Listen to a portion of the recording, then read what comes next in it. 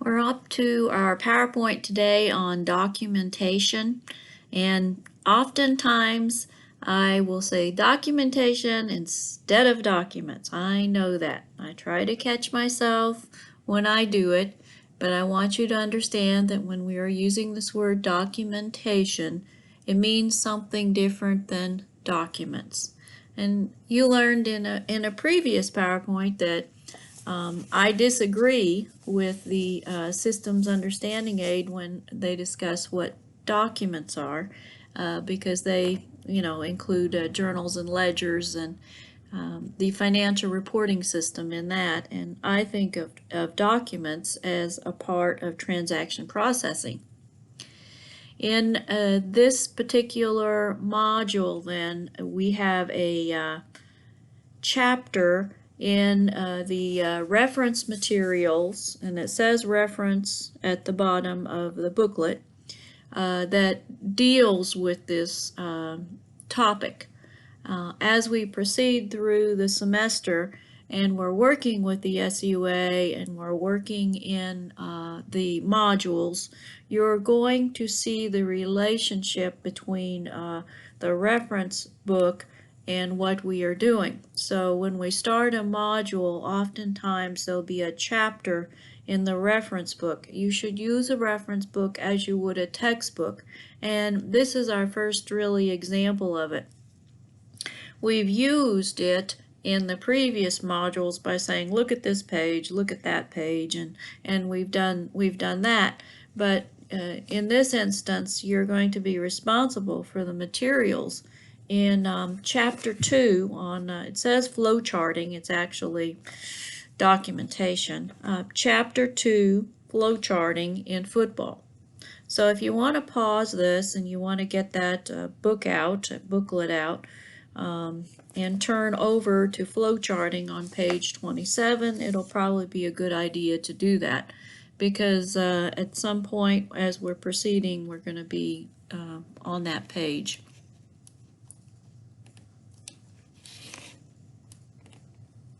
Our learning objectives then for this particular model is to understand the role of documentation. It is very important. And we'll talk about two approaches. One approach is the narrative approach, and one approach is the flowchart approach. And then we'll talk about why you might use the narrative, why you might use the flowchart. So the pros and cons of each one of those. Always when I start talking about flowcharts, students become very anxious. They think, oh, I'm going to have to draw a flowchart. And in one of the slides in here, it's I think slide number 10. It has an exercise in actually drawing a flowchart. What I would do is if I were face to face with you, I would go to the whiteboard or the marker board and draw an example of how you might complete that. So I'm going to make it easy on you. I'm going to give you an assignment, and the assignment will be discussed when I get to that slide, but I'm not going to ask you to actually complete a flowchart. And you will not be asked to do that in this class. You will be asked to understand some of the symbols, and I'm going to tell you very specifically which symbols I feel are important, and that's another reason why you need to have chapter 2 ready to go. How do you begin to develop an AIS for an organization? You start with documentation. And this is the way in which you summarize what's going to be done. You're going to start talking about who does what. You're going to have documents. Now, we talked about documents, and we said when we look at the audit trail, documents are connected to each other. They are connected to each other. But also, documents are going to flow. We said documents are used to communicate. And so you have to think about how the documents are going to be used, and you have to discuss what happens to the documents. And one of the rules we have is that a document does not just disappear.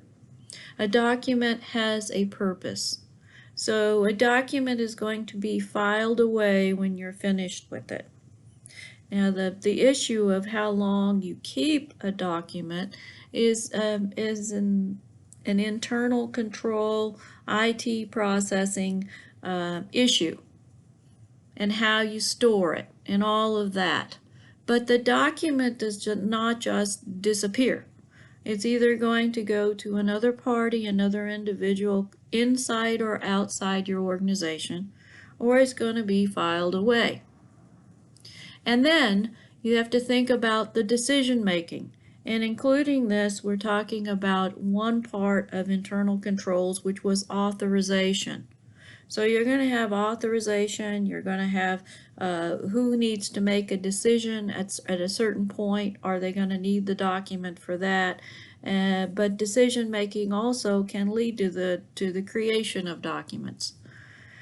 So we have decision making process, and you're going to have a symbol for that you need to understand, and it's going to look like a yield sign. We have to have internal controls. I just mentioned authorization. I just mentioned documents. But the aspects of internal controls, including independent checks, verifications of things, all of this needs to be addressed. So you have covered all your 5 main control activities within the documentation. And then you have the reporting feature of it. So when you're looking at AIS and you're talking about making changes, or you're creating, or you are establishing it in some way, or even if you're reviewing it, you need to have documentation there so that it can be looked at. It's a convenient way of describing and discussing what you believe your AIS looks like. So it's a description with detailed policies and procedures of the AIS system. And as I mentioned in the page that in our module that leads up to it, it's not the only way of communicating these policies and procedures, but it's considered a formal process.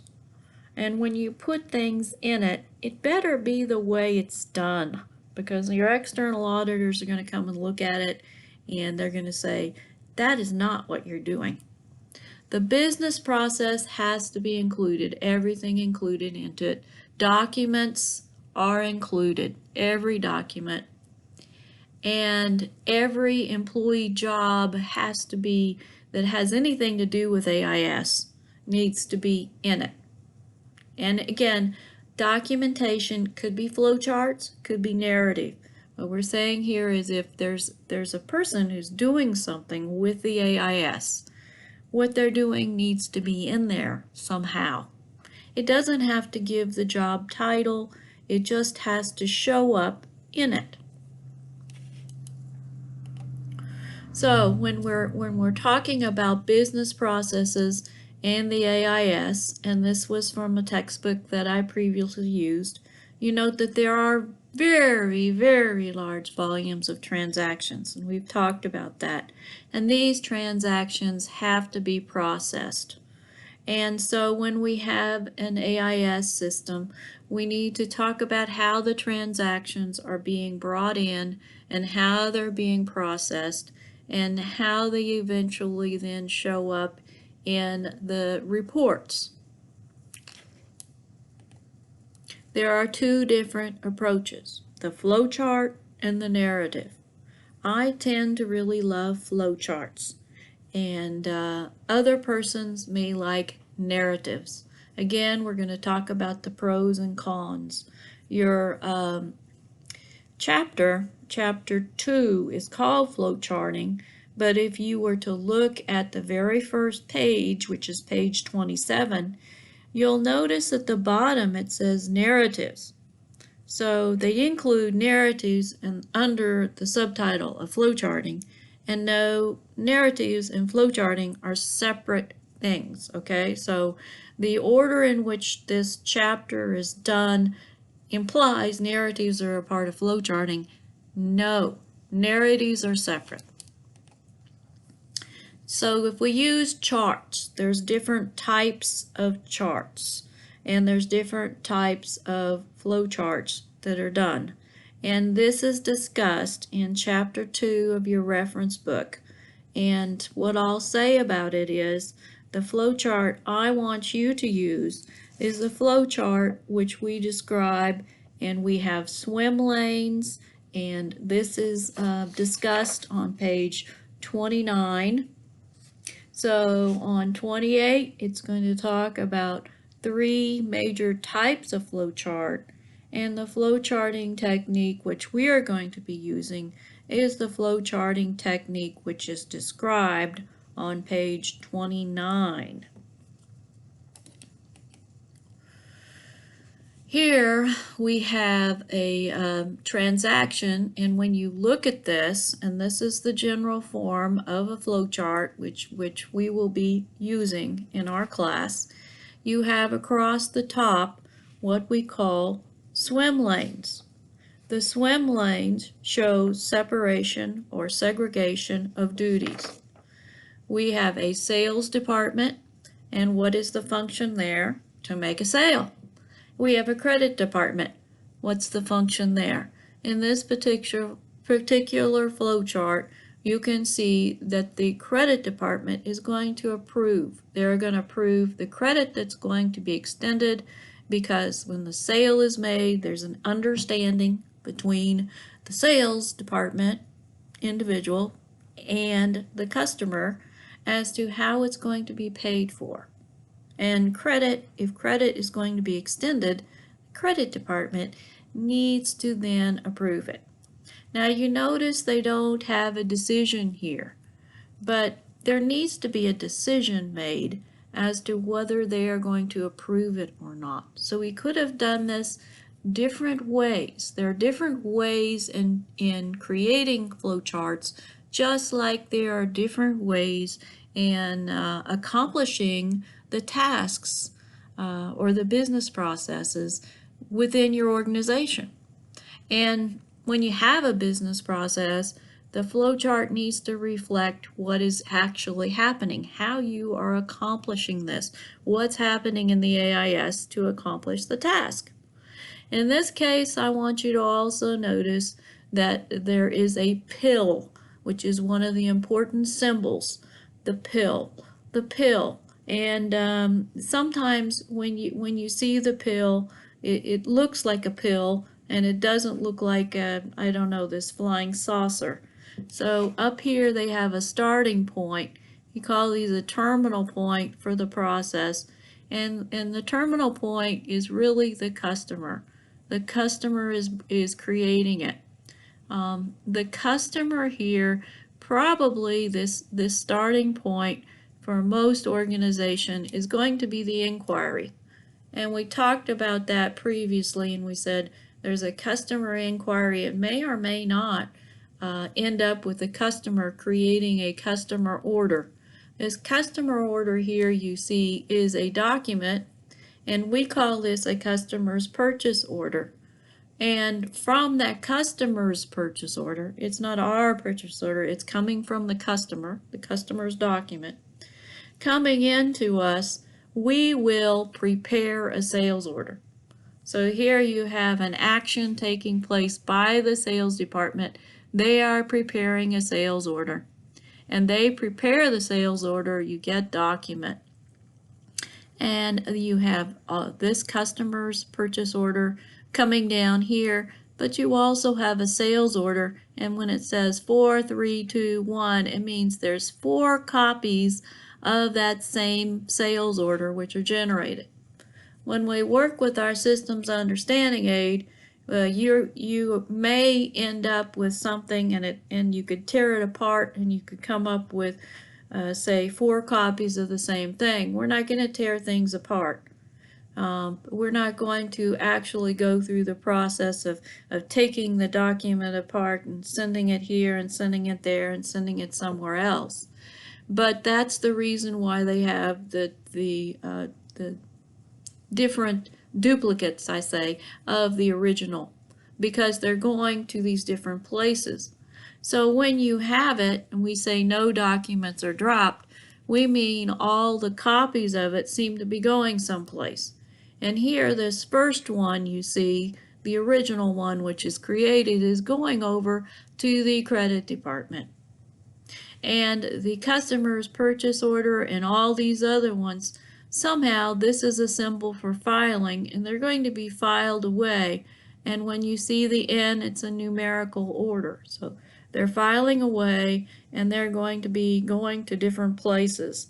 And again, what you see here is that we started with 4, and 1's going up there, and then it's originally coming around, going back to us.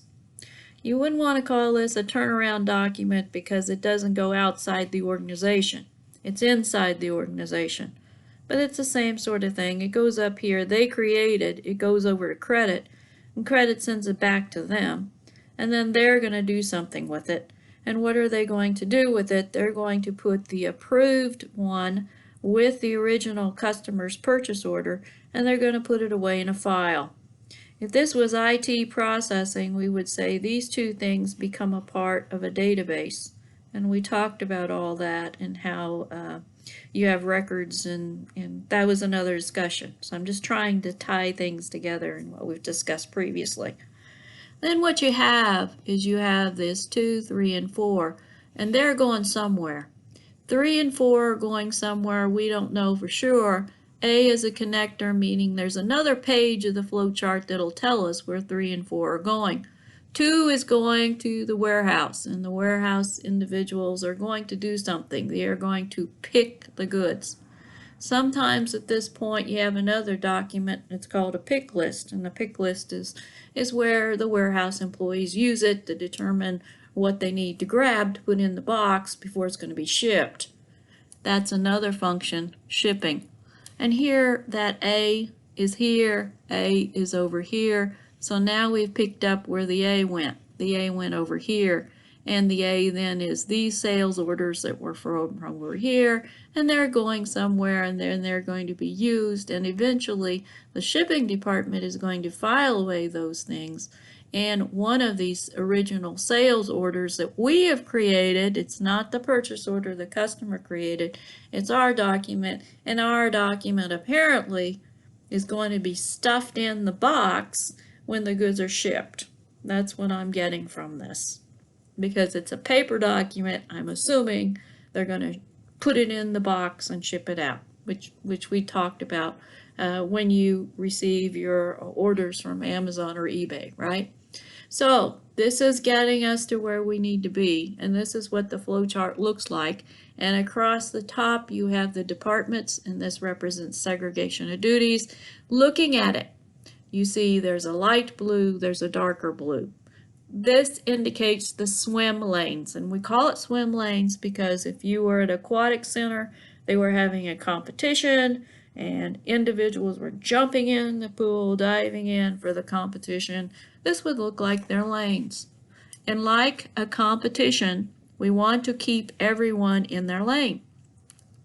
We don't want the sales department going over and doing a credit function. We don't want the credit doing the warehousing or the warehousing doing shipping, and we'll talk about all this when we get into our specific cycles, but everyone stay in your lane. And this is a separation or segregation of duties. So we need to identify the players, and those are the swim lanes. Those are the people in the swim lanes, and at the very top, the players are the people. It could be listed as departments, it could be listed as job positions. It depends on the size of your organization. When you go into the Systems Understanding Aid, what you're going to see is you're going to see the actual name of the employee. So we have 3 employees, and you'll see the individuals' names. You can see that for a very large corporation where there are many people, many divisions doing the same functions, that you would probably want to put in there another way of describing it. A job position or a department or something like that instead of an individual's name. You have to identify what is happening, and we call this business processes. And when you get into your systems understanding aid, and we've already looked at that briefly, we talk about the actions happening, and that's our approach. And then we talk about the documents. And so you identify the actions, you identify the documents consistent with the way the systems understanding aid discusses it when we get into the cycles. And then we have to talk about, though, what happens to the documents, how many copies we need, where are they going, and you're going to start talking about the communications aspect of documents, which we discussed previously, right? And I guess along these lines, you need to think about the authorization and using the document for authorization processes, just like we had in that previous flow chart. We have to show what happens to the documents. They are never ever just dropped.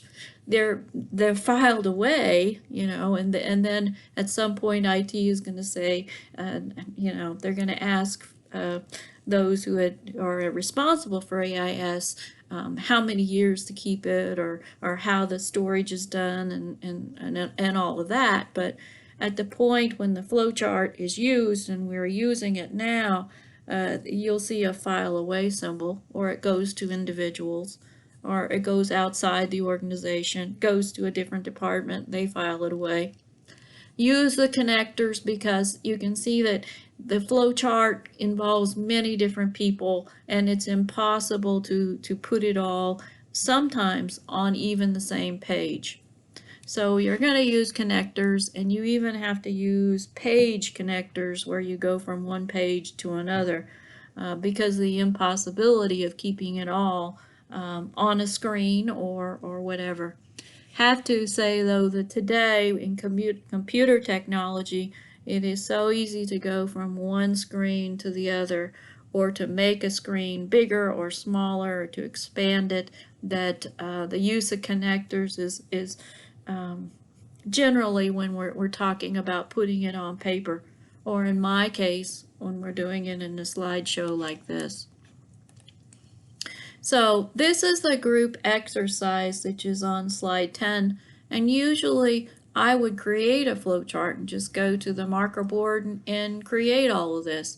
But instead, I'm going to give you an assignment, and you're going to see it, and it's going to say, I want you to identify who you would put at the top. I want you to come up with some documents. I'm going to want you to talk about what happens to the documents and what are the activities that are being done, and that's what that assignment's going to be. And it's for a particular process that we're talking about, and this is a reordering of supplies. So it's mainly something inside a company, and you have to think about all the things that might happen. And I'm going to help you a little bit here by saying, when you talk about the players, you're going to have the department, the one that has a need for supplies, and then you're going to have a central warehouse, because it says there you're going to have a central office. And then if they don't have it, you're going to have to think about that. So you need to start thinking along the lines of what could possibly happen. In a person who is good at AIS, the AIS specialist, okay, is going to be the one who's going to have a mind that's going to say, what can possibly happen here? They obviously need supplies, but the next thing, what if they order from the central office and the central office doesn't have it, right? What if the central office doesn't have it? What happens then? So you have to think about it from a business process perspective, and you have to think about all the what ifs. And it can get really complicated, so I don't want you to make it too complicated here. But I do believe one of the what ifs is they don't have it, right? They don't have it. So I will give you this, and it will show up either as an assignment or a quiz. Again, my expectation is that you do not produce a flowchart. If you want to do a crude one, and you want to use that to think about it, that might be helpful. But I'm really just going to ask you to go through and discuss 1 through 4. 5, it says connectors. If you're not doing a flow chart, there's no need for connectors, right? Now, we need to start talking about the two different kinds of documentation. And this one at the very top probably should have been put on this flowchart a little bigger, is of this slide a little bigger, is flowcharts. Flowcharts and what flowcharts do.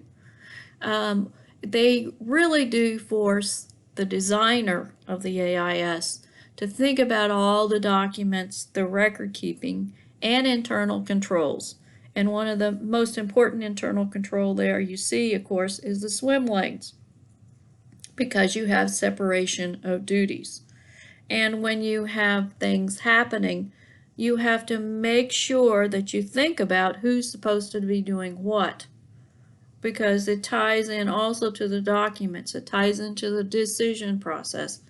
And there is a sequential approach. And the sequential approach that's really interesting here is it goes back to the audit trail, because it talks about the document. It talks about the document, the action, and the document going from one place to another. And it really does simplify things, and you'll see how it simplifies things when we start talking about the narrative and comparing the two. And the thing, again, that scares the students is the learning of those flowchart symbols.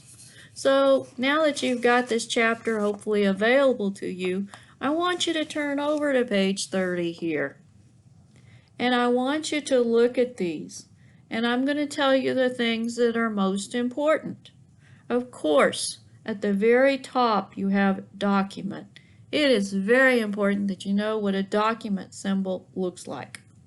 The third one down, and I suppose it's important that you know that the second one is a process, but when you read through a flowchart and it says prepare a duplicate sales invoice, when you read that, most of you are going to know, well, somebody is preparing a duplicate sales invoice, right? So that is not the one that is in any way difficult when you start working with the flowcharts.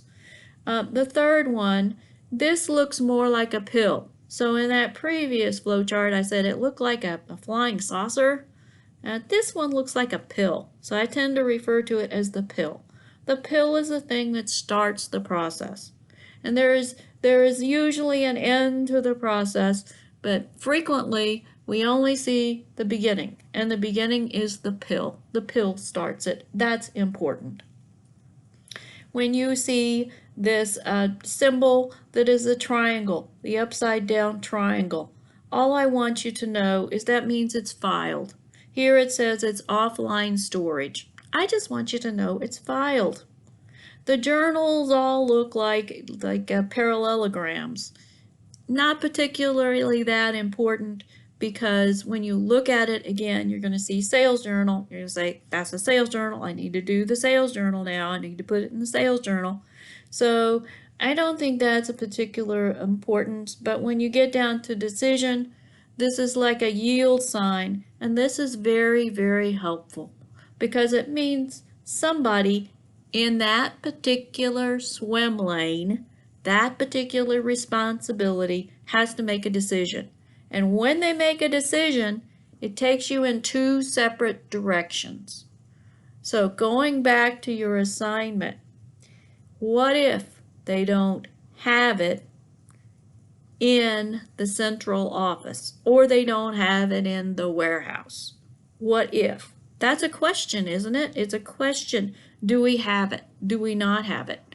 And if it's yes, you're going to do something. And if it's no, you're going to do something. So when you get to these, I think the decision symbol is very important.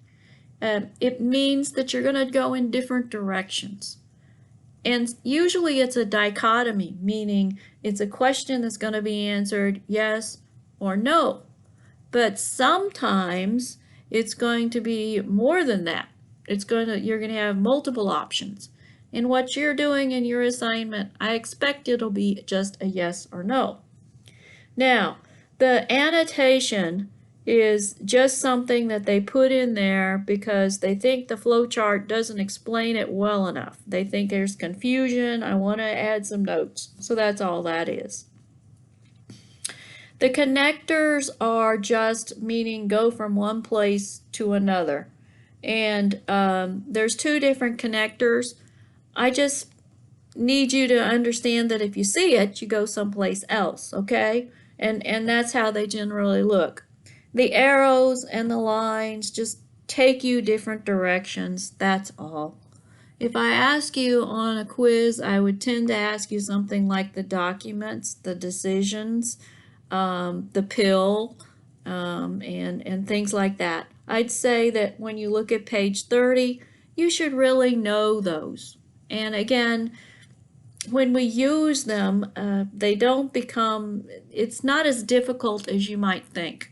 I suspect that every one of you at this point knows what the document symbol is because we've looked at it so much. And as we progress through the semester, it's going to be so easy because you're so used to seeing things. On page 31, you see the way it's going to look like, it's going to look something like this, not exactly like this, because at the top you see it's talking about functions and it's not talking so much about the individuals. The SUA is going to have the individual's name up there too.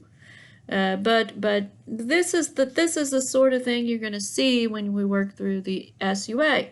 You have swim lanes, you have documents being created, you have documents being filed away, you have documents going over to another area. In this case, they're processing the payments. You have the independent audit function being involved, and here they're doing their bank reconciliation. And that, you know, that's something that's being done.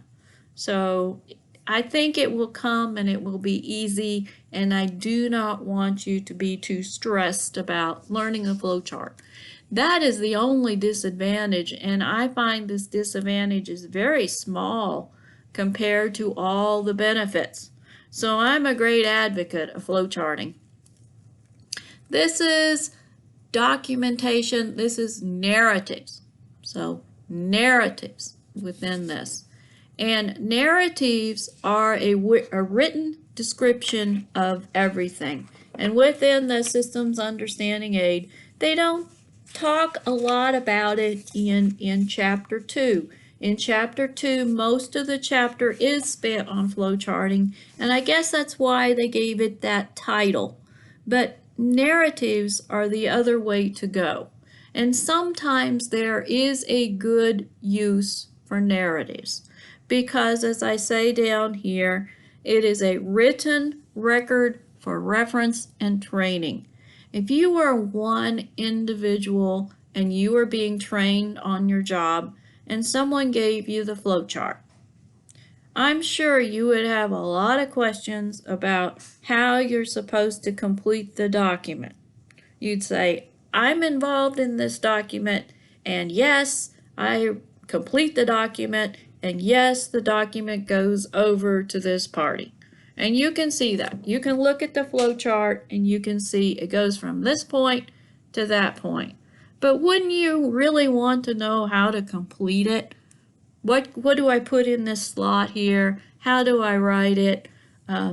If I need to communicate this thing, where do I put it on the document?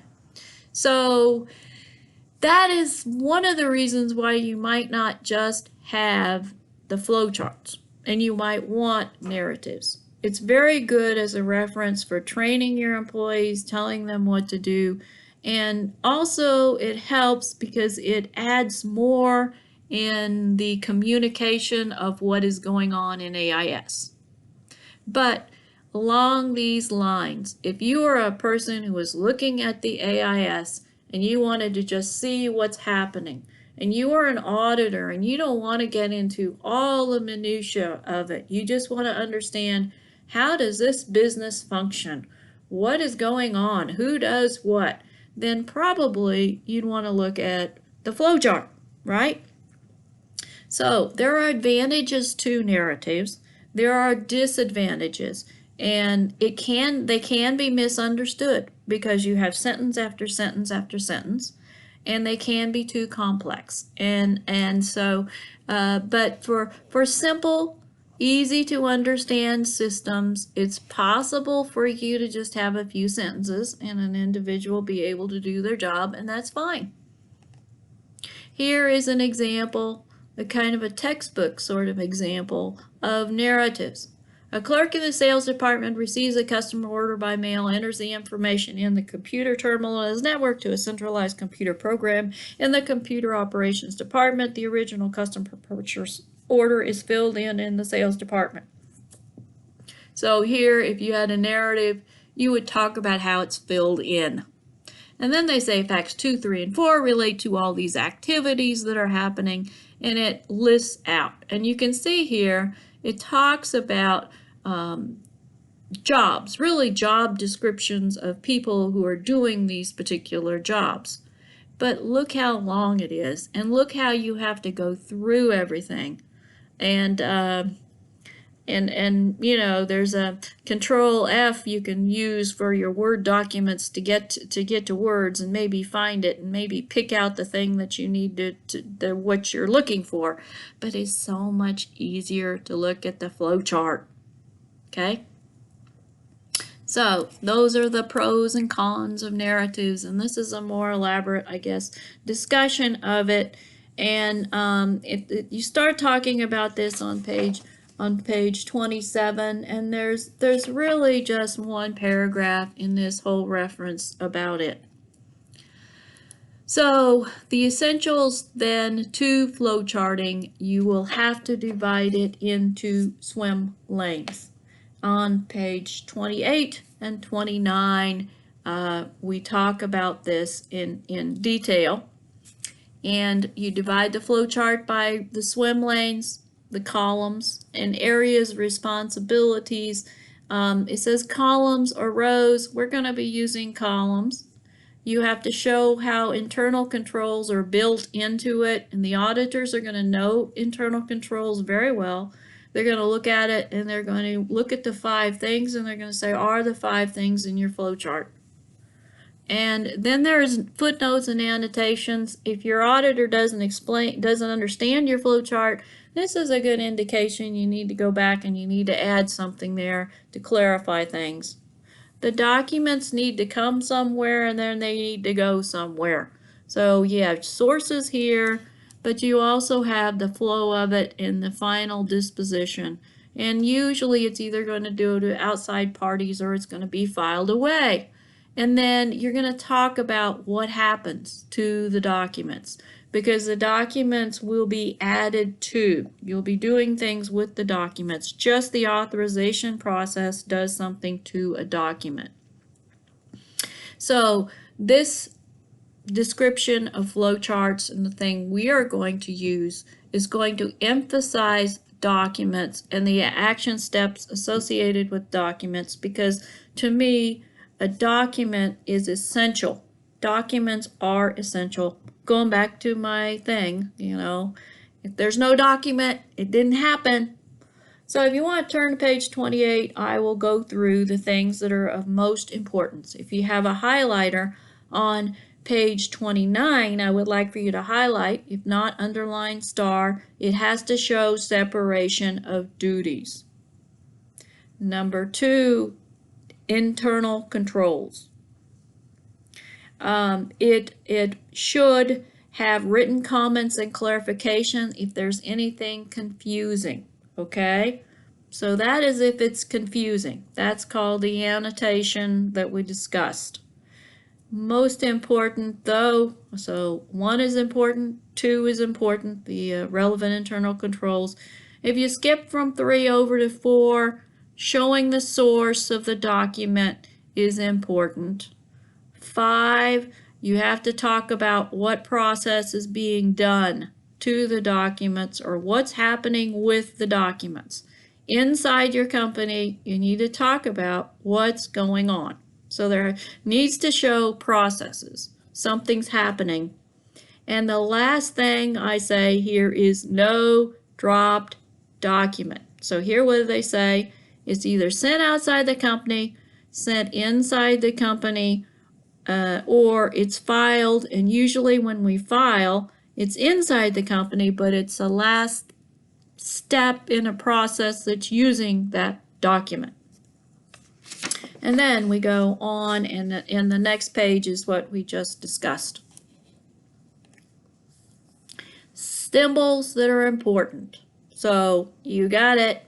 I mean, I discussed with you and said that on page 30, those are the ones that you should know, right? Here are some other flowcharting symbols. I'm wanting you to know that they exist. So when we use IT processing and not the systems understanding aid, which is paper-based, you get into things like this, or this, or this.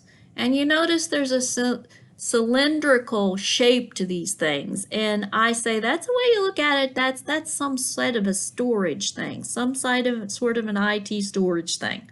Again, though, you have some things that are pretty basic, such as decisions, filing, pill. Here's the pill thing, right? And the document here. And the fact that you're going to process something. Their process symbols here look a little bit different than ours. This process is a square, and our process thing does not look like a square. Our processing looks like this. And that's because we are using a manual process, and we do not have processes at all that are not manual. So that explains why we have these two. I'm not asking you to memorize what's here. What I want you to know and be very familiar with is what's on page 30. But I need you to know that when you start your job, they're not going to have a paper system. They're going to have IT. And when they use IT, the symbols may be a little bit different because they have to reflect the type of storage, for example, that they have, or the process is going to be different. And they're probably not going to have so much of this. You're going to see less of this in it. The documents will exist, but they'll be a little bit different in their symbols. For you, you need to know for this class, again, page 30. How would you begin to develop it then? You go through and you create the flow charting is my typical way of developing it. But you always go back to the same things. You have to summarize tasks, document flow, decision making, including authorization, internal controls, and then you need to think about how it's going to get in the general ledger and financial reporting, and you also need to think about management reporting as you develop all of this. This is, and I've cut it off a little bit, my apologies, this is what happens when you go to the restaurant. So when you go to a restaurant, the server, that would be, you know, let me call it the waiter, waitress, whatever, comes to the table and they're going to write up your order. This amounts to the same thing as they're calling it a customer purchase order. What really it is your oral discussion of what you want to order, right? And you can see from this why I say the inquiry process is a part of it, because the waiter or waitress comes to your table and you're going to say, well, what's good? Or what do you have today? Or what's the special today? And so that's an inquiry process. What comes out of it, though, is eventually you'll come up with your order. Must be very frustrating, I know, to the wait staff to have individuals who say, I can't make up my mind, and then they have to leave, and then they come back and have you made up your mind? And yeah, but eventually we get here, or I guess the customer leaves, right? So you have this, and you have the ticket being done, and one ticket is going to go to the kitchen. And if you are familiar with the old style diners, they have something that goes around in a circle, and there is one, the wait staff has a pad, It's done in duplicate, and one of the tickets gets put up there so the kitchen knows what they've got to process. Now today, some of you probably work at fast food or have worked in fast food when you were in high school. You know that it's all done through the computer. So you have the orders, the documents still exist, but they're popping up on the screen, and the kitchen is creating the food, right? Putting the food together, and it's getting processed. Well, it goes out here, and then when it goes back, if this were a diner, you would have that order ticket, the same one going back with the order. Yeah. And eventually what's going to happen to that ticket is it's going to be used to create the customer's bill. Sometimes the bill is actually the customer order tickets, and this preparation of the bill is actually done at the checkout. This happens a lot, right?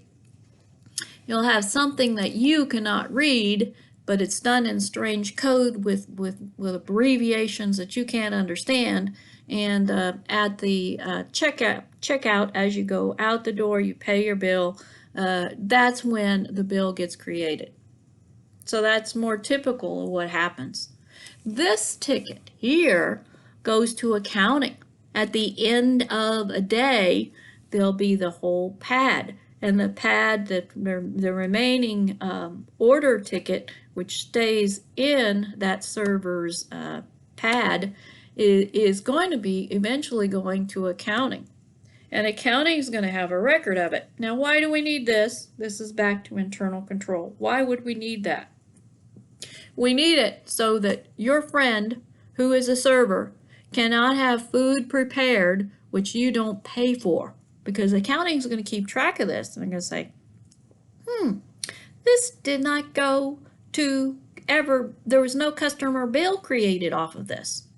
The other thing is the food that is listed should show up on the bill. So your friend who's a server shouldn't be giving you that free order of fries, right?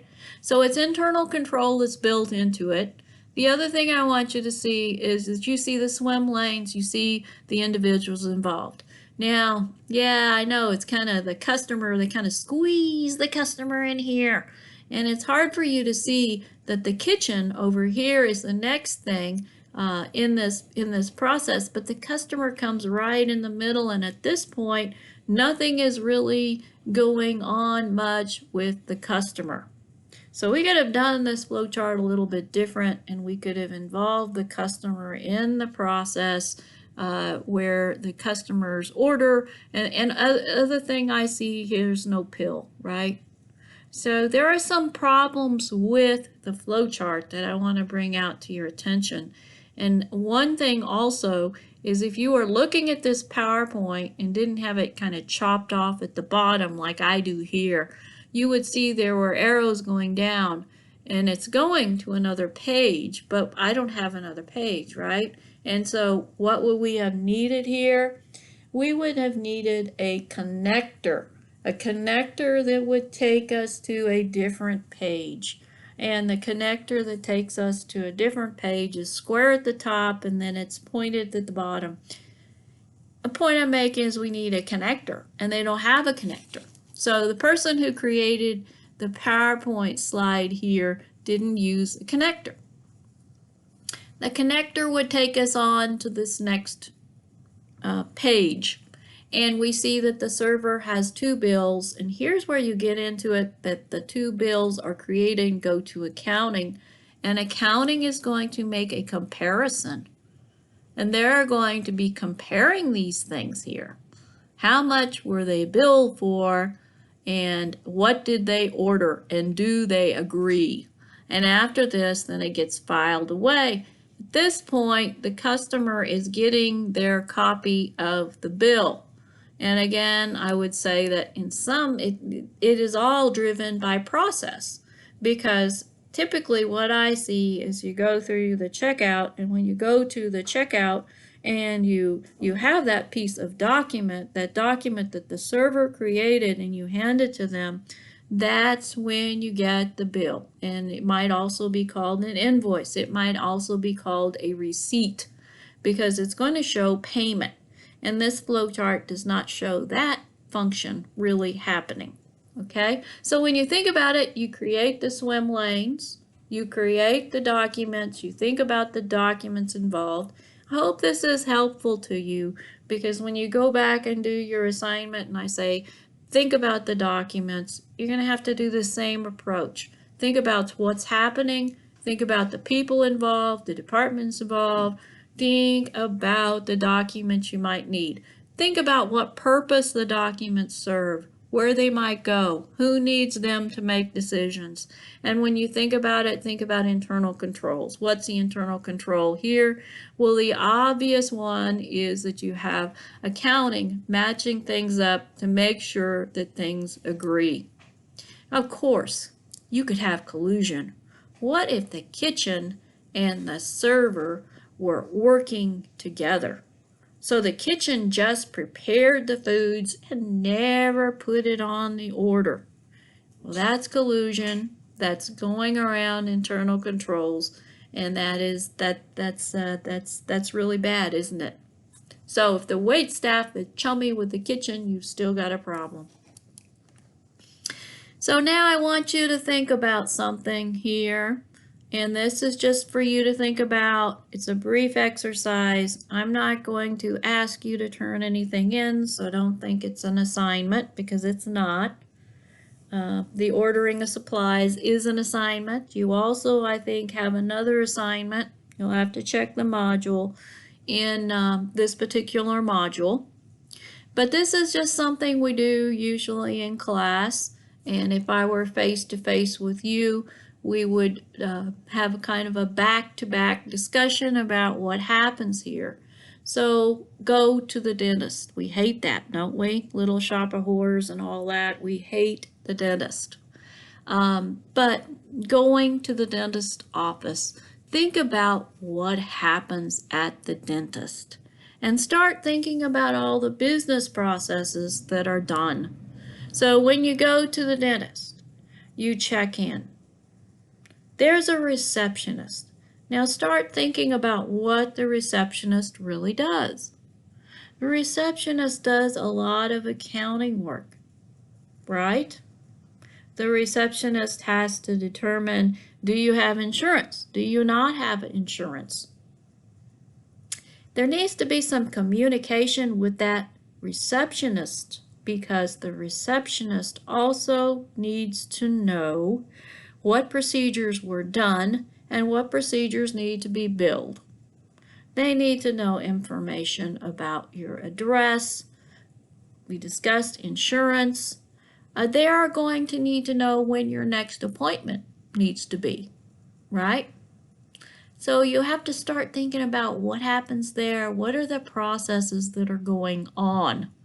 And then, after receptionist, what are the other jobs? You're the dental hygienist, you have the doctor, and then we might not think of it as a job, but you also have record keeping that's pretty extensive. And so there's the record keeping that involves abiding by policies and procedures and practices because the dental, you're getting into a medical area.